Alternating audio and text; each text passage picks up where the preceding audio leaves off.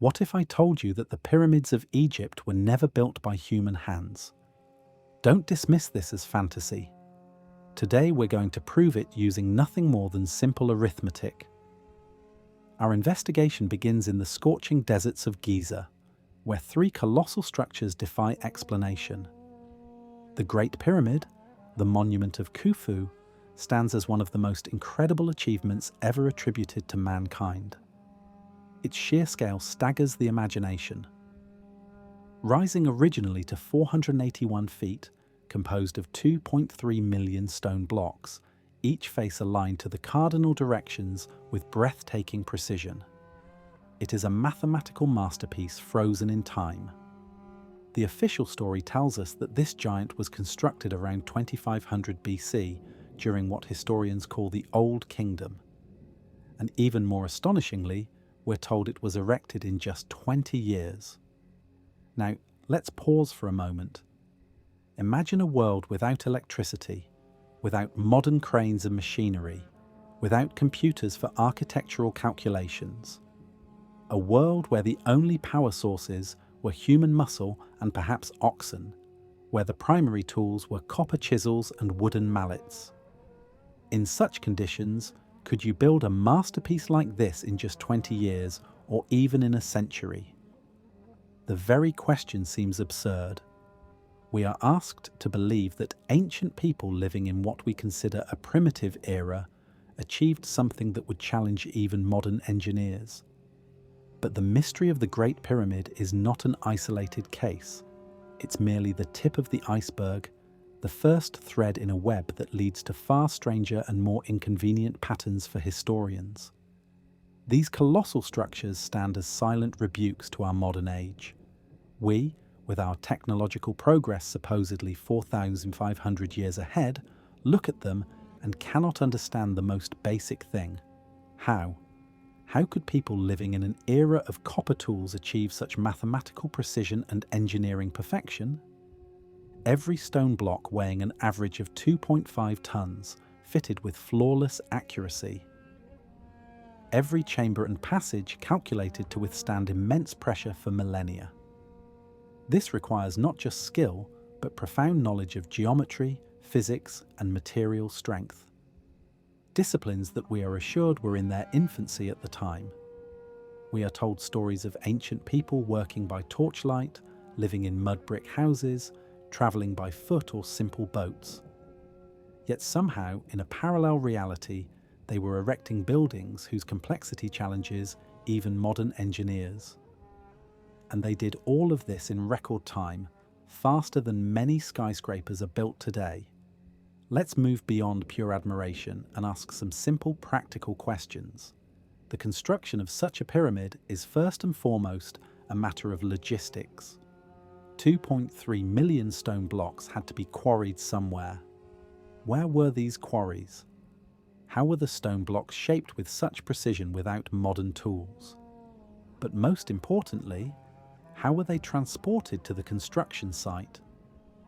Without a network of railways, without powerful trucks, moving even a single multi-ton block becomes a monumental operation. And they needed 2.3 million of them. Historical chronicles are deafeningly silent on these details. There are no records of massive transport routes, of the organizational systems needed to coordinate tens of thousands of workers who needed to be fed, housed, and managed. History asks us to believe that a civilization lacking basic modern technologies could, out of nowhere, create logistical chains rivaling our own in complexity. This paradox is too great to ignore, and it repeats itself from pyramid to pyramid across Egypt. History simply throws dates at us, and we are expected to accept them on faith. But what if these dates are just an attempt to fit inexplicable artifacts into a convenient but fabricated timeline? What if the Great Pyramid is not a product of primitive ancient Egypt, but the legacy of something much greater? This thought seems incredible at first, but the deeper we delve into the details, the more inconsistencies we find. The official version cracks under the weight of basic logic. The mystery of the pyramid is not just a question of construction technology. It is a question about the very nature of our understanding of human capability and what might have been hidden from us. And to get closer to the answer, we need to look at the numbers. Because there is one area where you cannot lie, one system that cannot be faked. That is mathematics. And now it will show us a truth that will leave you in shock. The time has come for the decisive experiment. We will set aside legends and assumptions and turn to the impartial language of numbers. Our method is simple and based on official, publicly available data. We will examine the population estimates that historians themselves provide for ancient Egypt and see if they support the possibility of building the pyramids at all. We will use their own numbers, their own assumptions to check their own history. According to mainstream Egyptology, the Great Pyramid was built during the reign of Pharaoh Khufu around 2500 BC. The construction, they tell us, took approximately 20 years and required a workforce of tens of thousands of men. Let's accept these numbers for now and see what happens when we apply basic arithmetic. First, we need to understand the population context. What was the total population of Egypt at this time? Historians and demographers have estimated that during the Old Kingdom, around 2500 BC, the entire population of Egypt was approximately 1.6 million people. Let me repeat that. The entire country, from the Mediterranean coast to the southern reaches of the Nile, had only 1.6 million inhabitants. That's about the population of Philadelphia today, spread across an entire nation. Now let's think about what this means. Not all 1.6 million people could work on the pyramid. This population includes men, women, children, the elderly, and the infirm. It includes farmers who had to grow food to feed everyone, fishermen, bakers, potters, weavers, priests, scribes, and administrators. It includes people who lived hundreds of miles away from Giza and had no involvement whatsoever in pyramid construction. So how many people could realistically be mobilized for such a project? Historians themselves have proposed various estimates. The ancient Greek historian Herodotus, writing more than 2,000 years after the pyramid's completion, claimed he was told that 100,000 men worked on the project. But modern Egyptologists have revised this figure dramatically downward. Contemporary estimates range from as few as 20,000 to perhaps 40,000 workers at the construction site during peak periods. Let's be generous and use the higher figure of 40,000 workers, but here's where the mathematics becomes devastating. If we take 40,000 workers out of a population of 1.6 million, we're talking about 2.5% of the entire population. That means 1 in every 40 people in the entire country would need to be working on this single construction project. But remember, this 40,000 can't include children under the age of 12, or the elderly over 60, or women in a society where such heavy labour was predominantly male. When you account for these demographic realities, you're actually pulling 1 out of every 15 or 20 able-bodied adult males in the entire nation to work on one pyramid. And this isn't just for a few months. This is for 20 years. That means for 2 decades, a staggering percentage of Egypt's male workforce would be absent from farms, from villages, from all other economic activities. Who feeds these workers? Who feeds their families back home? Who maintains the irrigation systems, harvests the crops, defends the borders, builds the homes, and keeps society functioning? The logistics become increasingly impossible the more you examine them. But let's continue with the mathematics. We have 2.3 million stone blocks to place in 20 years. Let's convert this to days. 20 years equals approximately 7,300 days. If we assume they worked every single day without rest, without holidays, without accounting for floods or seasonal disruptions, that means they would need to place 315 blocks per day. That's more than 13 blocks per hour if they worked a 24-hour day, which is obviously impossible. Even if we assume a generous 10-hour workday, That's 31.5 blocks per hour, more than one every 2 minutes. Think about what this means in practical terms. Each block weighs an average of 2.5 tons. Some weigh much more, up to 80 tons for the granite blocks in the King's Chamber. These blocks had to be quarried, shaped to precise dimensions, transported to the site, somehow lifted to the correct height as the pyramid grew taller, and then positioned with millimetre precision. And this entire process had to happen more than 30 times every single hour for 20 years straight. Does this sound remotely plausible? Let's dig even deeper. Researchers have calculated that if you use the most optimistic modern estimates of how quickly stone can be quarried with copper tools and how many men it takes to move a block, you would need approximately 3,500 quarrymen working continuously to produce 250 blocks per day. That's 3,500 men just for quarrying. Then you need teams to transport these blocks. Ancient experiments have shown it takes roughly 50 to 70 men to pull a 2.5-ton block on a wooden sledge over flat ground. For 315 blocks per day, with each transport team making perhaps 2 trips per day, you'd need thousands more workers just for transportation. Then you need the skilled masons who actually position the blocks with precision. You need the engineers and architects overseeing the work. You need the support staff, the ones making tools, preparing food, providing water in the desert heat, treating injuries. When you add all of this up, you're looking at a workforce that easily exceeds 50,000 people, and that's a conservative estimate. Some calculations push it to 70,000 or higher. Now we return to our population problem. Remember, Egypt had only 1.6 million people total. If you need 50,000 to 70,000 workers for the pyramid, you're now talking about mobilizing 3% to 4.5% of the entire population for 2 decades.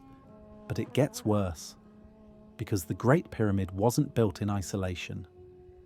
During the same general time period, 3 major pyramids were constructed at Giza: Khufu's, Khafra's, and Menkaur's. The entire Giza Plateau complex includes not just pyramids, but temples, causeways, the Sphinx, worker villages, and extensive infrastructure. All of this was supposedly built within roughly 100 years during the 4th dynasty. And this doesn't even account for all the other pyramids built during the Old Kingdom. The Step Pyramid at Saqqara, the Bent Pyramid, the Red Pyramid, and dozens of others, each requiring tens of thousands of workers, each demanding years of labour, each pulling from the same limited population pool. The mathematics simply doesn't work. The carrying capacity of ancient Egypt, the number of people who could be spared from essential agricultural and economic activities, could never support building projects on this scale with these timelines. But perhaps, you might argue, the ancient Egyptians were simply more efficient than we give them credit for. Perhaps they had techniques we've lost, methods that made the work faster and easier. Let's examine this possibility. Modern archaeologists have conducted experiments trying to replicate ancient stoneworking techniques. Using copper chisels and dolerite pounders, the tools available to the ancient Egyptians, researchers have attempted to shape limestone blocks. The results are telling. In one experiment conducted in 2017, it took 4 workers 4 days, working 6 hours per day, to excavate a single 2.5-ton block from a quarry using replica ancient tools. That's 96 man-hours for one block. At this rate, to produce 250 blocks per day, you would need 24,000 man-hours of quarrying work daily. Divide that by a 10-hour workday, and you need 2,400 quarrymen working simultaneously. And this is just for quarrying, not transportation, not placement, not the precision shaping that gives the pyramid its smooth faces. The precision itself presents another mathematical impossibility. The base of the Great Pyramid is level to within 2.1 centimeters across its 230-meter width. That's an error margin of less than 0.01%. The sides are aligned to the cardinal directions, north, south, east, and west, with an accuracy of better than 4 minutes of arc. That's 1/15 of 1 degree.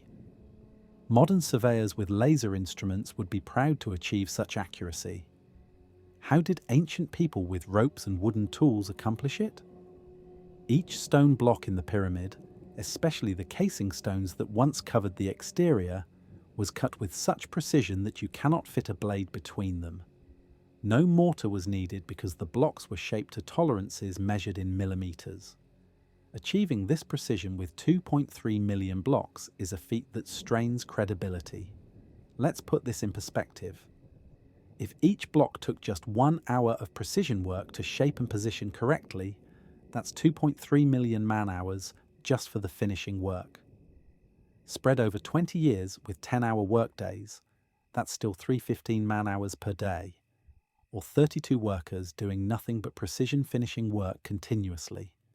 And we haven't even addressed the greatest mystery of all. How were these massive blocks lifted to increasing heights as the pyramid grew? The highest blocks are nearly 500 feet above ground level. Mainstream archaeology suggests ramps, either straight ramps, spiral ramps, or internal ramps. But each of these theories has fatal mathematical problems. A straight ramp to the top of the pyramid would need to be over a mile long to maintain a workable slope of 110. Such a ramp would require more material than the pyramid itself. A spiral ramp encircling the pyramid would interfere with the construction of the corner pieces and wouldn't work for the upper sections. Internal ramps leave no archaeological evidence and would require impossibly complex planning. Some researchers have proposed a combination of methods: ramps for the lower sections, levers and hoists for the middle, and some unknown technique for the uppermost blocks. But even the most generous scenario requires lifting 2.5 million tons of stone to an average height of about 60 meters. The potential energy required for this lifting operation is staggering. One physicist calculated that it would require approximately 5.3 million man-days of work just for the lifting. That's separate from all the other tasks. If you spread 5.3 million man-days over 20 years, that's 265,000 man-days per year, or 726 man-days daily. With a 10-hour workday, that's 73 men doing nothing but lifting work every single day for 2 decades. Let's step back and add up all these numbers. We've calculated that you need thousands for quarrying, thousands for transporting, hundreds for precision work, dozens for lifting, plus support staff. The total workforce, working every single day for 20 years, would need to be somewhere between 50,000 and 100,000 people. And remember, Egypt's entire population was only 1.6 million. That means at the very minimum, 1 out of every 32 people in the entire country, including babies and grandmothers, would need to be working on this pyramid. If we account for realistic demographics and only count working-age males, we're talking about conscripting 1 out of every 8 to 10 men in the entire nation for 2 decades. This is not sustainable. An economy cannot function when 10% to 15% of its working-age male population is permanently removed from productive agricultural labour. Ancient Egypt was an agrarian society.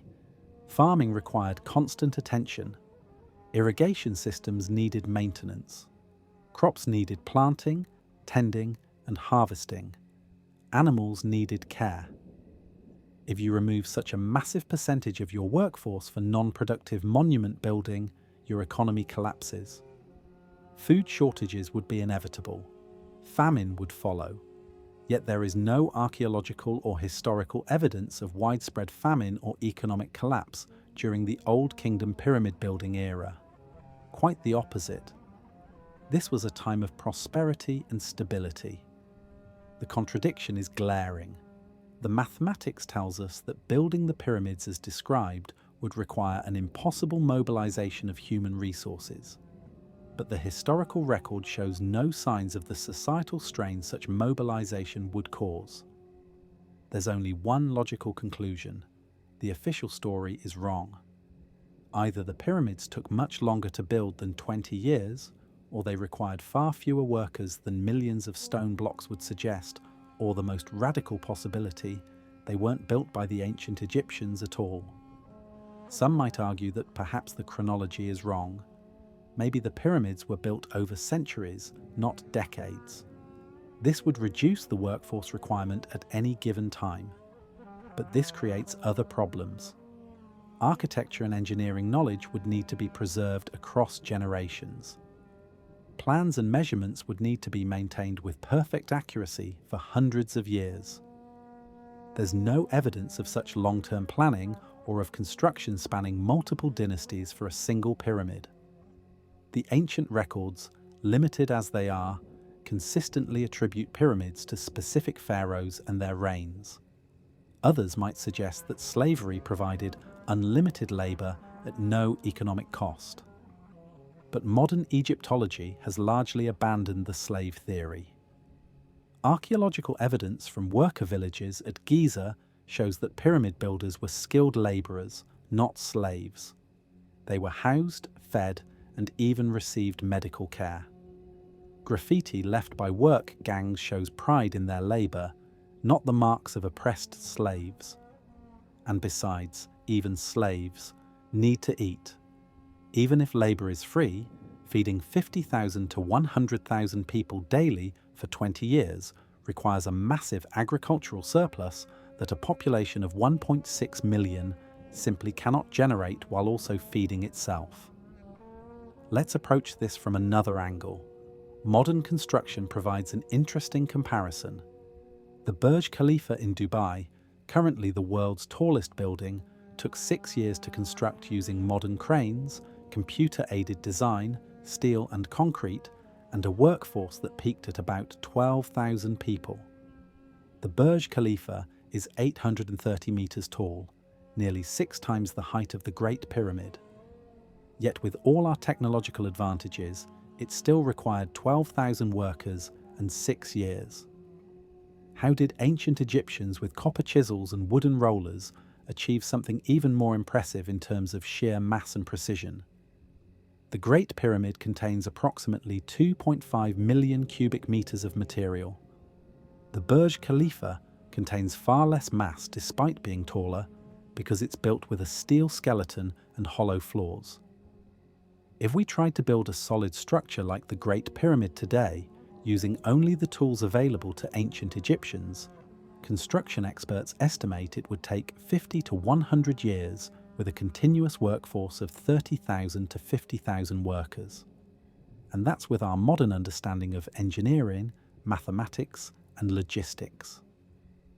For ancient people, theoretically, in the early stages of civilization development, the timeline would be even longer. But here's where it gets truly interesting. The precision of the Great Pyramid isn't just impressive, it's anomalous. Later pyramids built by subsequent pharaohs show declining quality. The pyramids of the 5th and 6th dynasties are smaller, less precise, and built with inferior techniques. Some have partially collapsed.